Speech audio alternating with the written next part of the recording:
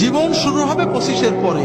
যদি 30 থেকে মৃত্যু পর্যন্ত জীবন পেতে চাও, মৃত্যু নয় জীবন, জীবন মৃত নয়, সত্যিকারের জীবন, যে জীবনে ফুর্তি থাকবে, কর্ম থাকবে, শান্তি থাকবে, এই রকম জীবন পেতে চাও, তাহলে আমার কথাটা একটু মন দিয়ে শোনো। আল্লাহ তাআলা যে নিয়মে বানিয়েছেন, প্রকৃতির সাথে যুদ্ধ করে আমরা জিততে পারবো না, আল্লাহর প্রকৃতিকে মেনে নিতে হবে। আল্লাহ তাআলা আমাদের সৃষ্টি করেছেন প্রতিদিন 6-7 ঘন্টা তুমি ঘুমাবে, গভীর ঘুম, 1-2 ঘন্টা খেলবে, কঠিন পরিশ্রম, তোমার শরীর ঘেমে রক্ত টকবক করে বেরেনে যাবে, ফুটবল, হাডুডু, ব্যাডমিন্টন, ভলিবল, দৌড়, সাঁতার, এগুলো খেলতে হবে।